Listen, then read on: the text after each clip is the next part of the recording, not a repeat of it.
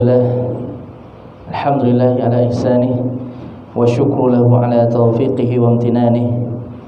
Asyhadu an la ilaha illallah wahdahu la syarika lah ta'ziman li sya'nih, wa asyhadu anna Muhammadan abduhu wa rasuluhu adda'i ila ridwanih, sallallahu alaihi wa ala alihi wa ashabihi wa ikhwanih. Amma ba'd. Jamaah sekalian yang saya hormati dan saya muliakan, rahimani wa rahimakumullah. Alhamdulillah pada kesempatan malam hari ini kita kembali bisa berkumpul di masjid ini, di majelis ilmu, di salah satu rumah dari rumah-rumah Allah Subhanahu wa taala, di mana insyaallah kita akan melanjutkan pembahasan sirah nabawiyah, yaitu kisah perjalanan hidup Nabi kita Muhammad sallallahu alaihi wasallam. Pembahasan kita masih terkait dengan peristiwa-peristiwa yang terjadi setelah perang Ahzab, di mana kemarin pada pertemuan sebelumnya kita sudah menyebutkan beberapa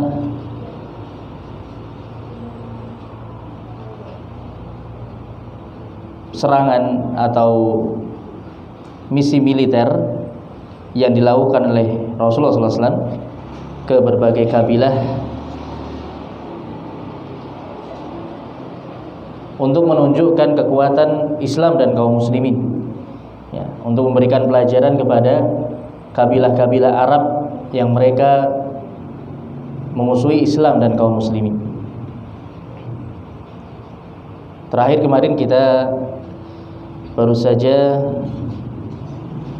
melewati kisah tentang masuk Islamnya sahabat bernama Thumamah ibnu Uthal radhiyallahu anhu, ya, di mana kemarin kisah masuk Islamnya beliau terdapat beberapa pelajaran yang bisa kita ambil darinya. Di antaranya terkait dengan bagaimana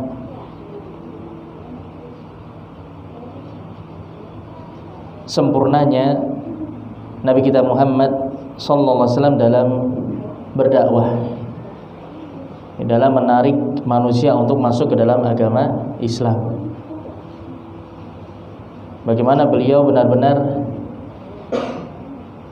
mempertimbangkan dengan matang apa yang harus beliau lakukan, apa kebijakan yang harus beliau tetapkan terkait dengan dakwah, ya, terkait dengan dakwah. Maka Thumamah ibnu Uthal salah satu contoh di antara sekian banyak orang-orang Arab atau bangsa Arab yang mereka akhirnya memeluk agama Islam karena melihat indahnya cara berdakwah Rasulullah sallallahu alaihi wasallam, ya. Jadi kemarin kita sebutkan di mana Rasulullah sengaja mengikat Thumamah di salah satu tiang dari Masjid Nabawi selama beberapa hari supaya Thumamah bisa melihat bagaimana kehidupan kaum muslimin, ya, bagaimana hakikat dari agama Islam dan kaum muslimin yang selama ini mungkin dia mendengar dari sisi negatifnya, ya, dia hanya mendengar dari sisi negatifnya.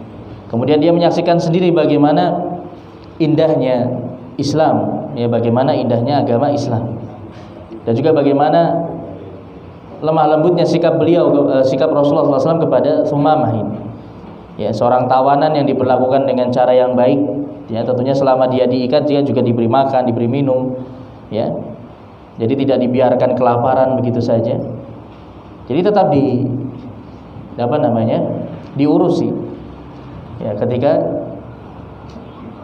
ditawan di salah satu tiang dari Masjid Nabawi, hingga akhirnya kemudian dia pun tertarik untuk masuk Islam.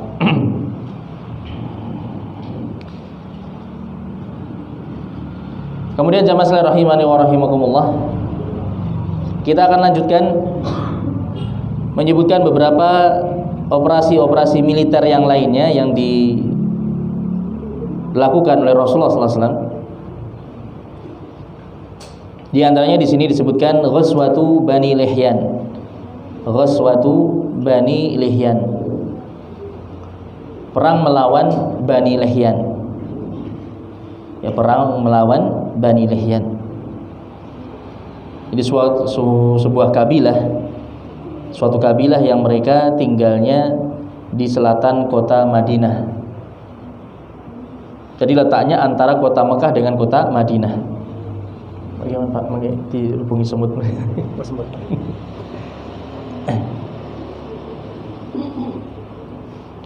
Jadi letaknya antara kota Madinah dan kota Mekah. Di sini disebutkan oleh penulis, Banu Lihyan humul ladzina kanu qatalul muslimina birraji'. Banu Lihyan mereka adalah kabilah yang dahulu membunuh beberapa kaum muslimin di daerah Ar-Raji'.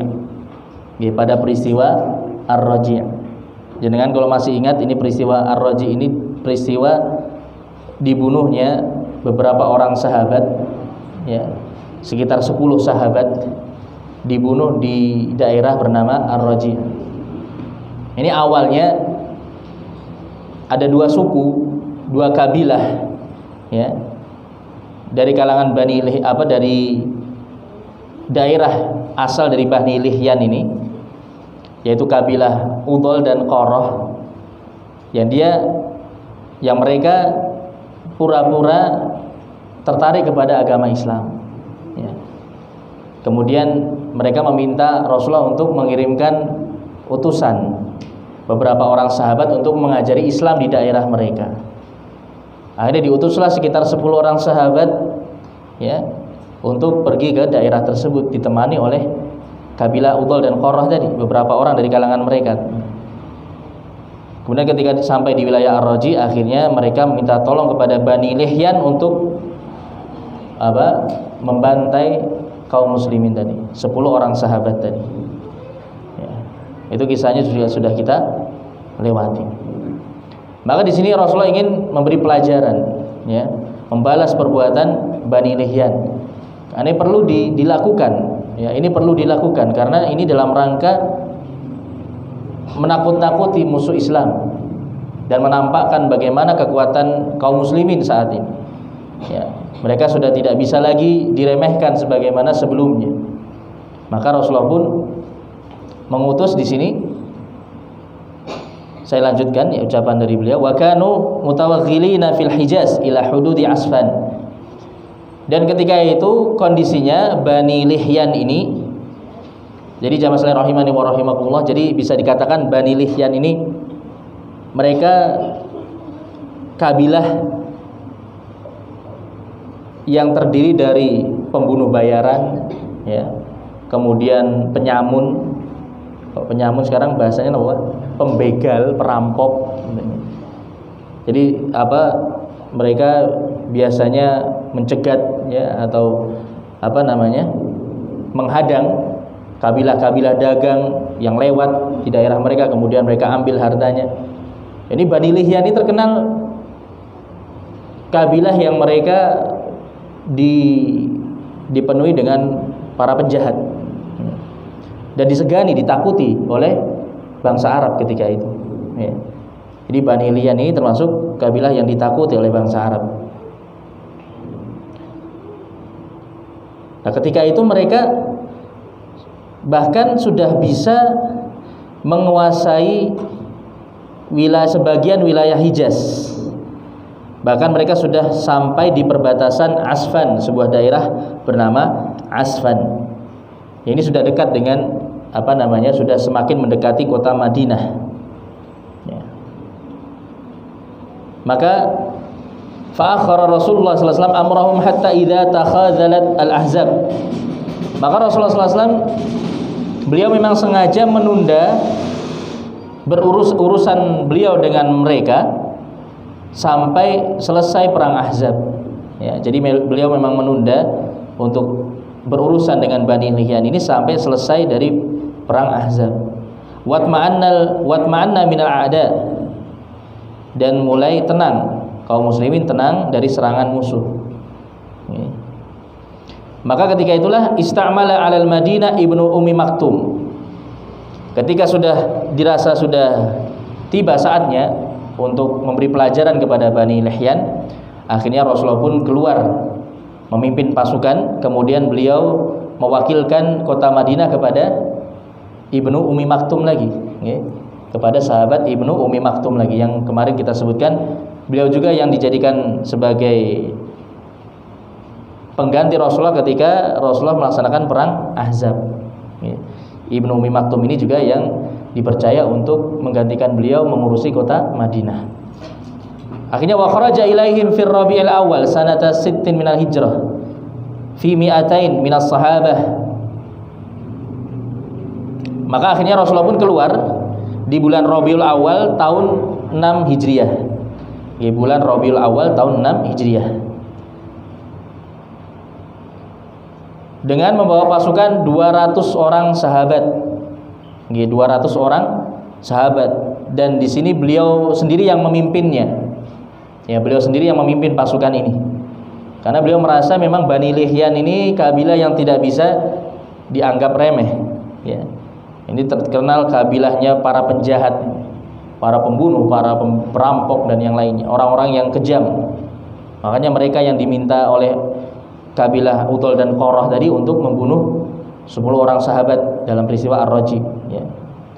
Jadi pembunuh bayaran mereka. Hingga akhirnya kemudian Rasulullah keluar bersama 200 orang sahabat, wa ma'ahum isruna farasan. Dan diantaranya 20 pasukan berkuda. Ya, hanya 20 pasukan berkuda. Hanya 1/10-nya dari pasukan yang ada. Wa asra'a as-sayr ilaihim hatta balagha batna Gharran. Kemudian Rasulullah mempercepat perjalanan hingga mencapai wilayah bernama Batnu Gharran. Wadin baina Amaj wa Asfan, yaitu suatu lembah yang terletak antara wilayah Amaj dan Asfan. Haitsu kana musabu ashabihi radhiyallahu anhum. Dan itulah merupakan lokasi terbunuhnya 10 sahabat pada peristiwa Ar-Raji. Ya, itu lokasinya di situ. Maka ketika beliau sampai di lokasi tersebut, ya, beliau ingat tentang para sahabat yang gugur syahid di tempat tersebut. Fatarahama alaihim, Rasulullah pun mendoakan rahmat bagi mereka. Ya, fatarahama alaihim, Rasulullah pun mendoakan rahmat bagi para sahabat tersebut. Wada'a lahum, dan mendoakan kebaikan bagi mereka. Nah, di sini jamaah sekalian rahimani wa rahimakumullah. Yang menarik di sini, ketika Rasulullah SAW sudah tiba di wilayah Batnu Gharran tadi, yang itu sebelumnya dikuasai oleh Bani Lihyan, ternyata mereka sudah kabur, melarikan diri, tidak berani menghadapi kaum muslimin. Padahal kaum muslimin hanya keluar dengan 200 pasukan, ya, sedangkan Bani Lihyan tentunya mereka jumlahnya lebih dari itu. Tapi mereka sangat ketakutan untuk menghadapi kaum muslimin, hingga akhirnya ketika Rasulullah tiba di sana, tidak ada seorang pun di antara mereka, ya, tidak terlihat seorang pun dari kalangan mereka. Mereka sudah lari semua, sudah melarikan diri. Ya. Maka di sini jamaah sekalian rahimani wa rahimakumullah, tadi saya sebutkan bahwasanya ini peperangan yang sebenarnya peperangan yang cukup berbahaya yang akan dihadapi oleh kaum muslimin. Tapi ternyata musuh yang sebelumnya dianggap akan memberikan perlawanan yang sengit, yang kuat, ya ternyata malah kabur. Ya, mereka malah melarikan diri, sama sekali nggak berani untuk menghadapi kaum muslimin. Jadi masya Allah, ketika itu istilahnya wibawa, ya, wibawa kaum muslimin itu sudah semakin naik di hadapan kabilah-kabilah Arab, di hadapan bangsa Arab. Itu sudah semakin terdengar gaungnya kekuatan kaum muslimin. Padahal jamaah sekalian rahimani wa rahimakumullah, disebutkan di sini bahwasannya ketika Rasulullah berangkat menuju untuk menghadapi Bani Lihyan ini, sebenarnya Rasulullah sudah melakukan strategi supaya tidak ketahuan berita keluarnya beliau untuk menuju Bani Lihyan ini. Jadi awalnya beliau keluar dari kota Madinah, itu beliau mengambil perjalanan ke arah utara. Ke arah utara. Padahal kan lokasinya Bani Lihyan tadi di selatan kota Madinah. Jadi beliau ke utara dulu menuju negeri Syam, ya arah negeri Syam. Kemudian beliau berputar di tengah perjalanan, beliau berputar kemudian menuju arah selatan. Jadi melewati rute yang tidak biasa ditempuh ketika itu. Tapi ternyata karena memang Bani Lihyan ini kan mereka kabilah yang terdiri dari berbagai profesi penjahat, ya. Ada pembunuh, ada perampok, ada mata-mata dan yang lainnya. Maka mereka pun biasa untuk menyebar mata-mata di berbagai wilayah di Jazirah Arab. Maka ternyata pergerakan pasukan Rasulullah ini diketahui oleh mereka. Makanya ketika Rasulullah tiba di tempat mereka, mereka sudah lari, ya, sudah melarikan diri. Dan juga sebenarnya ketika itu jarak kota Madinah dari tempat tinggalnya Bani Lihyan ini cukup jauh. Jadi kaum muslimin sebenarnya menempuh perjalanan yang jauh ketika itu. Dan tentunya ini kan seharusnya menjadi pertimbangan bagi Bani Lihyan untuk menghadapi pasukan kaum muslimin. Mereka baru saja mengadakan perjalanan yang jauh. Tentunya ini berpengaruh kepada kekuatan mereka, kekuatan pasukan kaum muslimin. Tapi mereka sudah terlanjur takut dulu dengan pasukan kaum muslimin. Jadi jaraknya sekitar 400 km di selatan kota Madinah. Jadi sudah dekat dengan kota Mekah, dekat dengan kota Mekah. Jadi jaraknya dari kota Mekah itu hanya sekitar 90 km lagi. Ya, jarak antara pemukiman Bani Lihyan ini dengan kota Mekah. Dan inilah jamaah sekalian rahimani wa rahimakumullah, ya. Inilah diantara pertolongan dari Allah Subhanahu wa taala. Allah kirimkan tentara yang tak terlihat, yaitu rasa takut yang Allah Subhanahu wa taala masukkan ke dalam hati musuh-musuh Islam. Bahkan sebelum bertemu dengan pasukan kaum muslimin, mereka sudah ciut dulu nyalinya. Ya, mereka sudah ciut dulu nyalinya. Mereka sudah takut untuk menghadapi kaum muslimin. Sebagaimana Rasulullah SAW pernah menyampaikan dalam sebuah hadis, di mana beliau mendapatkan 5 keistimewaan dari Allah Subhanahu wa taala yang tidak diberikan kepada selain beliau sebelumnya dari kalangan para nabi dan para rasul. Yaitu mungkin dulu sudah pernah saya sampaikan juga, yaitu nusirtu birru'bi masirata syahrin. Aku diberi pertolongan oleh Allah Subhanahu wa taala dengan disusupkan rasa takut ke dalam musuh-musuhku sejauh sebulan perjalanan. Ya, sejauh 1 bulan perjalanan. Jadi ketika beliau dengan musuhnya itu masih jarak yang begitu jauhnya, masih sebulan perjalanan, ini bisa ribuan kilometer tentunya. Ya, itu musuh-musuh beliau sudah diberikan rasa takut di dalam diri mereka. Maka ini merupakan jundun min junudillahi ta'ala. Ini merupakan salah satu tentara dari tentara-tentara Allah Subhanahu wa ta'ala. Rasa takut yang Allah berikan kepada musuh-musuhnya.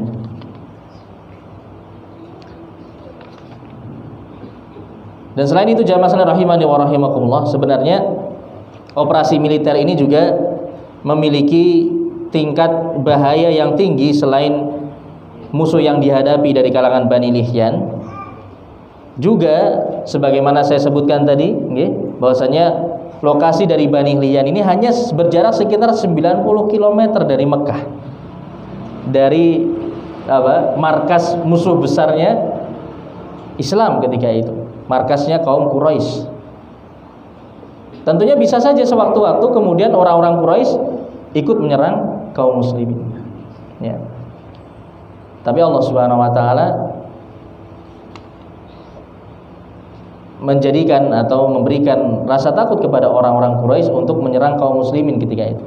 Bahkan di sini nanti disebutkan Rasulullah justru mengirim beberapa orang sahabat untuk menampakkan diri di hadapan orang-orang Quraisy supaya mereka takut, ya, untuk memberikan peringatan, pesan peringatan bahwasanya kaum muslimin akan siap untuk menghadapi mereka.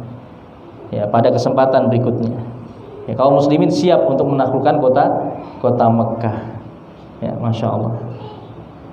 Maka di sini disebutkan Wa qama fi dzalikal makan yaumain. Dan akhirnya Rasulullah pun dan para sahabat bisa menetap di tempat tersebut selama 2 hari. Ya, menetap di tempat pemukimannya Bani Lihyan yang sebelumnya dikuasai oleh mereka selama 2 hari. Dan ini dulu juga sudah pernah saya sampaikan, ya, bahwasannya di antara tanda bahwasannya sebuah pasukan itu memenangi peperangan ketika mereka bisa menduduki wilayah medan pertempuran selama beberapa hari.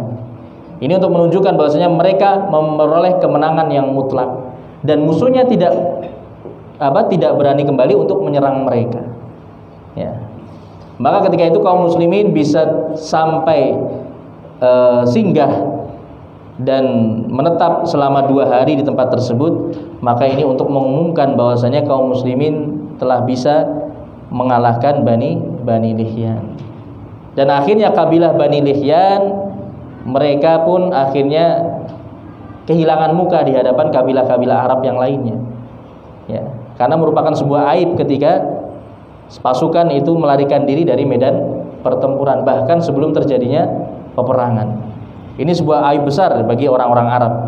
Akhirnya setelah itu Bani Lihyan pun jatuh namanya di hadapan bangsa Arab yang lainnya, kabilah-kabilah Arab yang lainnya. Masya Allah.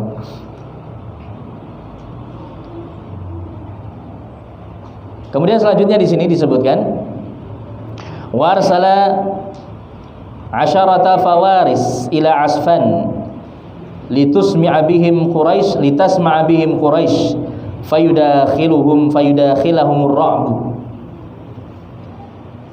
Maka kemudian Rasulullah pun setelahnya mengutus 10 orang pasukan berkuda, ya, dari kalangan para sahabat tadi. Tadi kita sebutkan ada 20, ya. Ada 20 pasukan berkuda, yang 10-nya beliau utus untuk menuju wilayah Asfan. Ya, menuju wilayah Asfan tadi, yang mana wilayah Asfan ini dekat dengan kota Mekah. Agar orang-orang Quraisy mendengar dan mengetahui tentang pergerakan pasukan kaum muslimin yang ada di wilayah tersebut, dan untuk memasukkan rasa takut ke dalam ke dalam diri orang-orang kafir Quraisy, ya, supaya mereka takut bahwasannya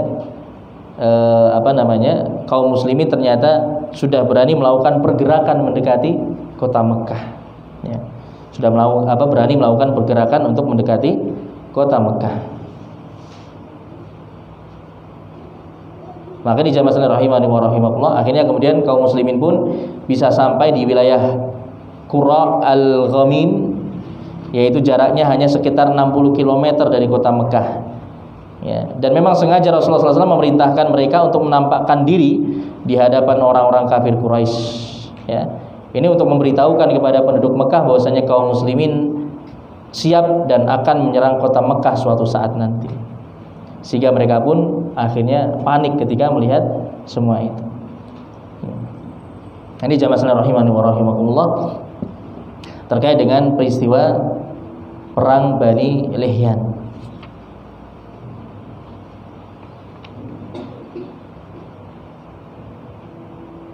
Maka akhirnya kaum muslimin pun mendapatkan kemenangan mutlak tanpa harus melakukan peperangan. Kemudian beberapa peristiwa yang lainnya di sini juga disebutkan oleh penulis.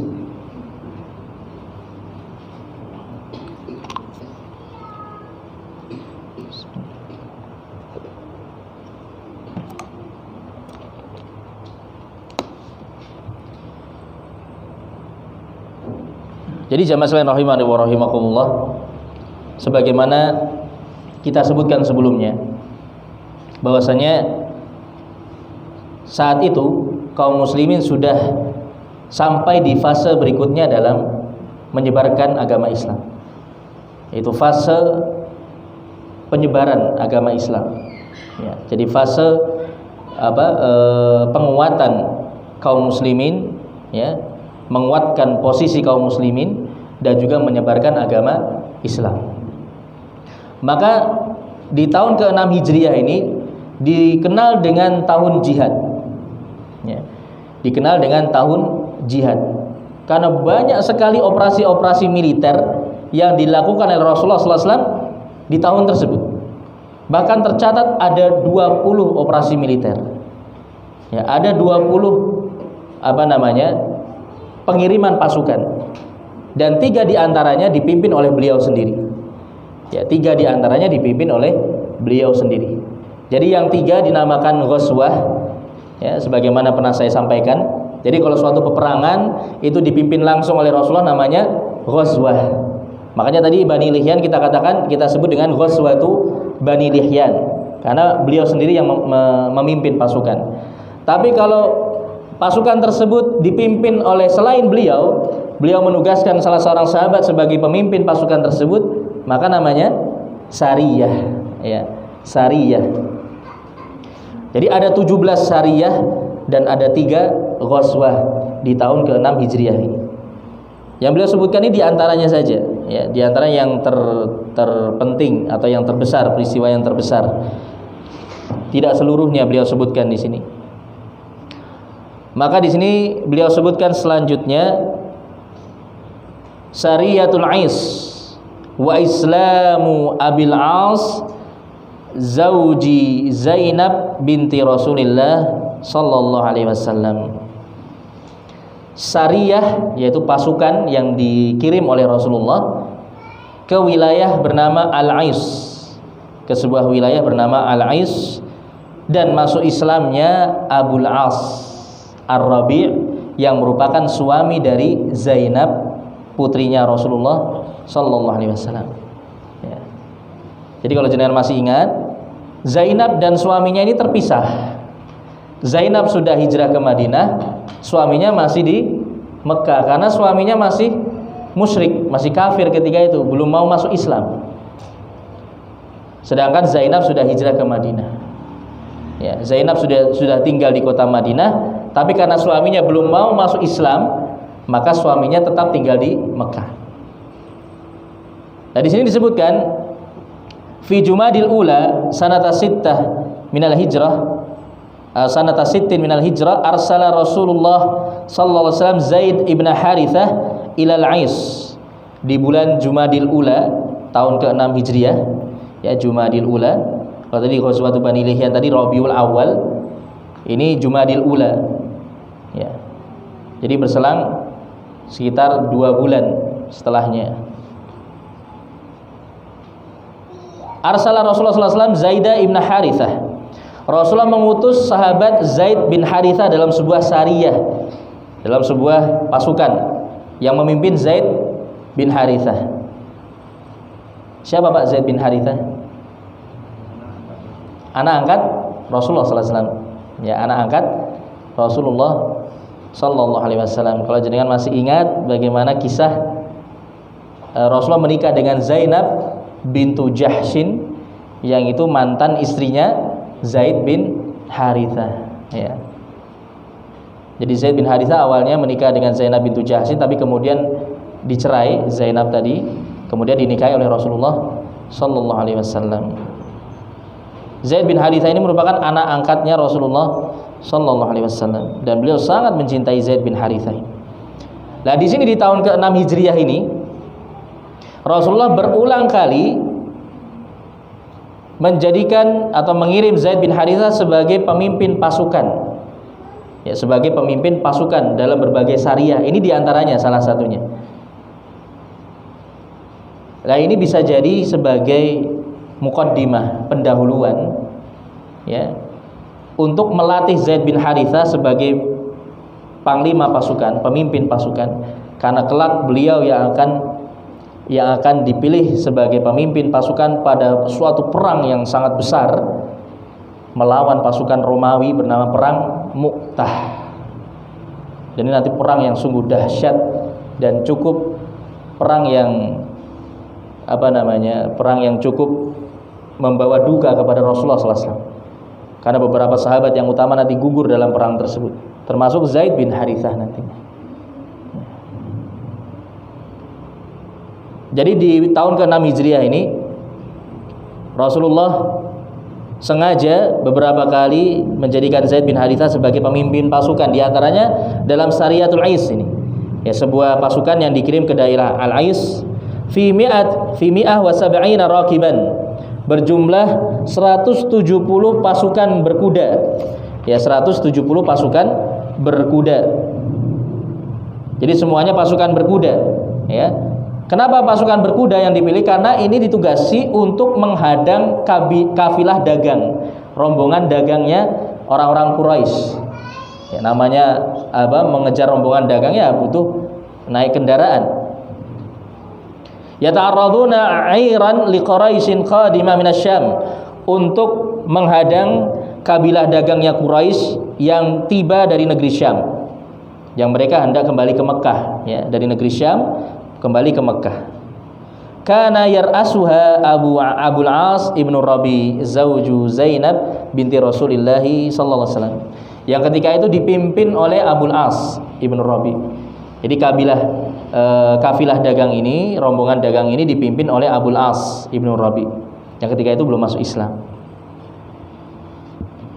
yang merupakan statusnya masih suami dari Zainab bintu Rasulillah sallallahu alaihi wasallam, karena ketika itu belum turun ayat tentang larangan seorang muslimah untuk menikah dengan seorang non muslim, ya, belum turun ayatnya larangan terkait dengan hal tersebut. Jadi masih statusnya masih suaminya Zainab, cuman dipisah, ya, tinggalnya berpisah, karena Zainab sudah di Madinah, adapun Abul As masih di Mekkah. Fa akhadha al-muslimun, kemudian akhirnya bisa direbut oleh kaum muslimin. Jadi rombongan dagang Quraisy tadi bisa dihadang, dan akhirnya semua yang mereka bawa bisa diambil oleh kaum muslimin. Wa akhadhu ma fiha wa asiru rijala. Begitu pula kemudian kaum muslimin bisa menawan, ya, menawan para laki-laki yang ikut dalam rombongan tersebut.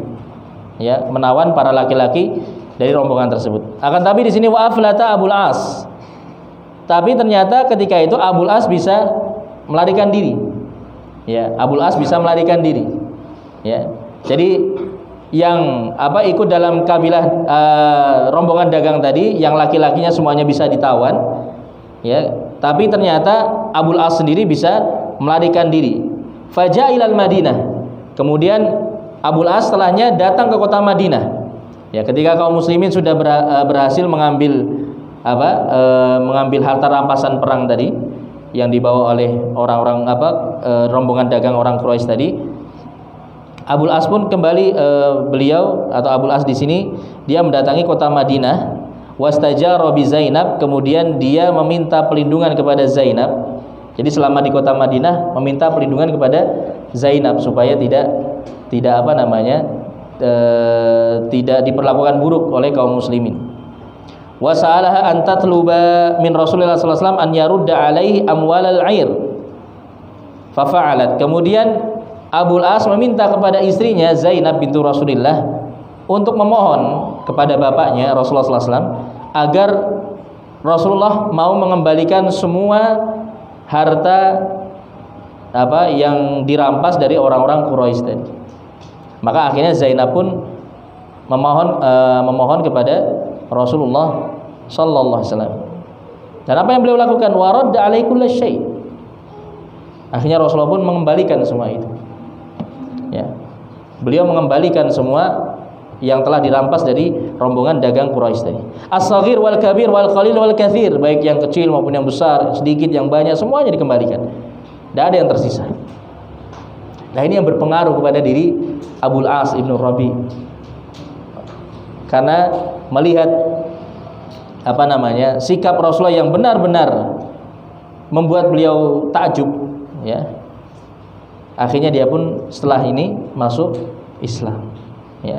Maka disebutkan di sini ketika itu Abul As dikenal sebagai seorang laki-laki dari kota Mekah yang disegani, sebagai seorang pedagang, ya, kaya raya, memiliki harta yang banyak, dan dia termasuk orang yang amanah.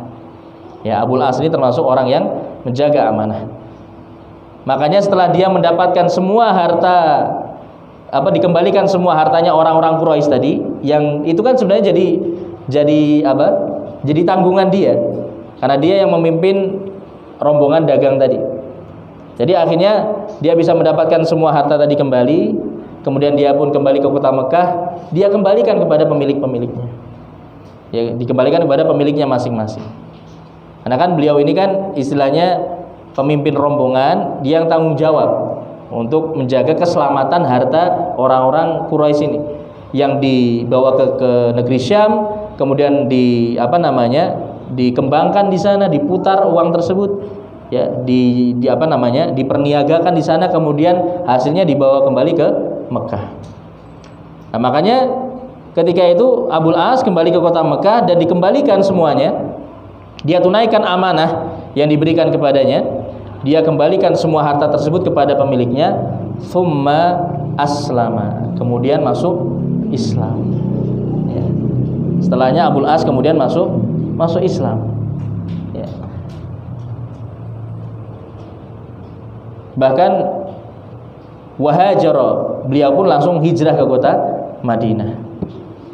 Makanya kemudian setelahnya Rasulullah SAW mengembalikan Zainab kepada Abul As, karena Abul As statusnya sebagai seorang muslim, beliau sudah masuk Islam, maka dilanjutkan kembali hubungan pernikahan antara keduanya.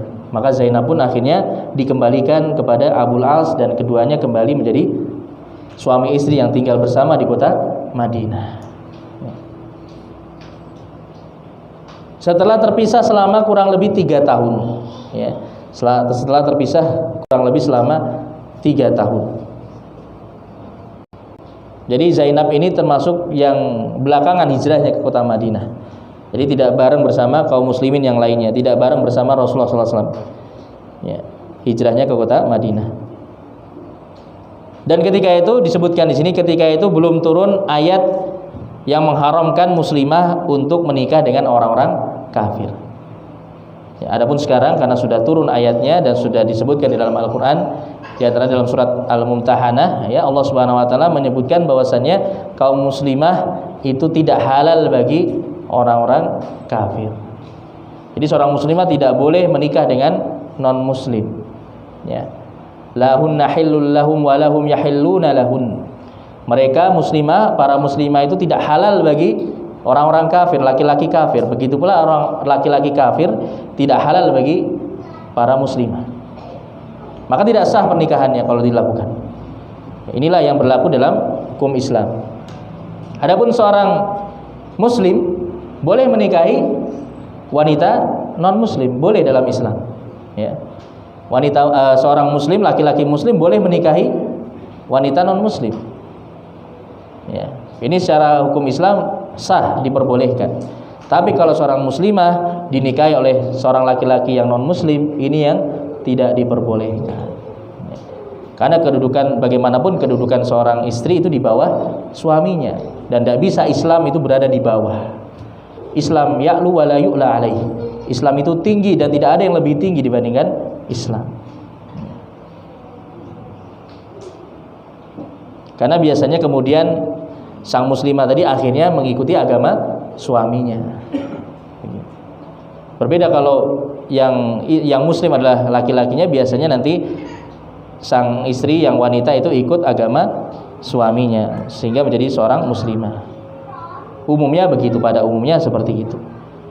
Karena posisi seorang laki-laki tentunya lebih kuat di dalam keluarga. Kemudian jamaah sekalian rahimani wa rahimakumullah, setelah ini kemudian disebutkan ya bahwasanya selain itu Rasulullah juga mengirimkan beberapa saroyah, ya, beberapa saroyah itu sariyah, ya, pasukan utusan yang tidak beliau pimpin langsung ke berbagai daerah, ya, untuk semakin menegaskan atau menampakkan kepada bangsa Arab bahwasanya kaum muslimin sekarang sudah memiliki kekuatan yang kuat dan mereka tidak bisa lagi diremehkan. Ya, mereka tidak bisa lagi diremehkan. Di sini disebutkan, ya, kalau di dalam buku yang ditulis oleh Ustaz Firanda, hafizallahu taala disebutkan beberapa peristiwa dari pengiriman pasukan tersebut, dan hampir sebagian besar itu dipimpin oleh Zaid bin Harithah yang saya sebutkan tadi. Sebagian besarnya dipimpin oleh Zaid bin Harithah.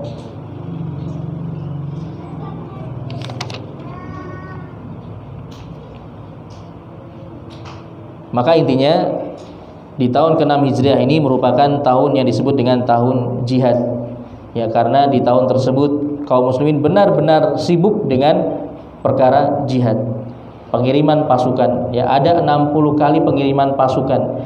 Jadi kurang lebih setiap 2 bulan Rasulullah mengirim pasukan. Ya, tiap 2 bulan Rasulullah mengirim pasukan. Dan jangan kita kira bahwasanya mudah untuk melakukan operasi militer ketika itu, jamaah. Kadang harus menempuh jarak yang sangat jauh. Seperti tadi Bani Lihyan jaraknya 400 km. Ada yang lebih jauh lagi di wilayah utara, ya, di pucuk utaranya Jazirah Arab berbatasan dengan wilayah Syam, yang itu jaraknya kurang lebih sekitar 800 km. Bayangkan 800 km jaraknya.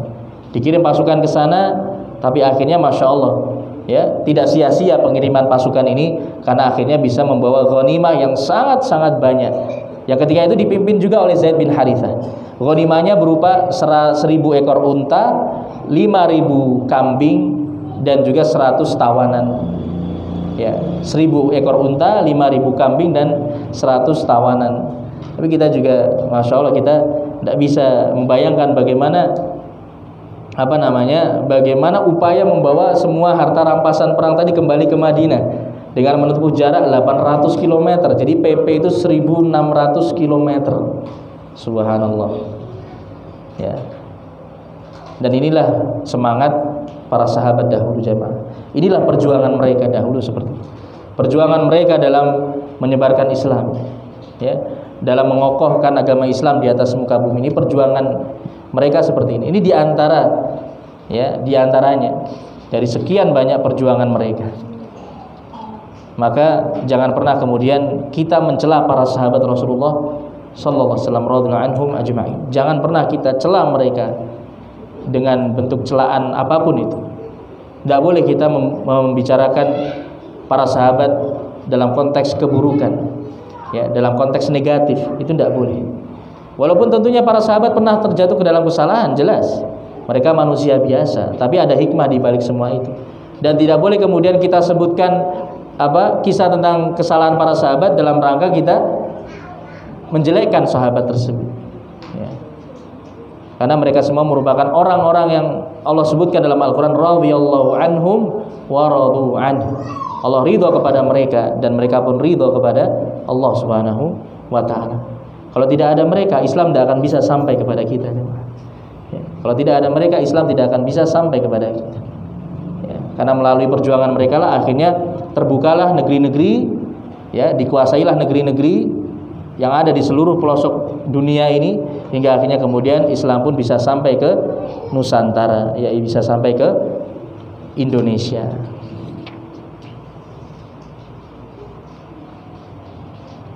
Ya, mungkin itu yang bisa kita pelajari pada kesempatan malam hari ini. Jamaah rahimani wa rahimakumullah. Nanti insyaallah untuk pertemuan berikutnya kita akan masuk pada pembahasan Umrah Hudaybiyah, ya. Umrah Hudaybiyah dan juga perjanjian Hudaybiyah.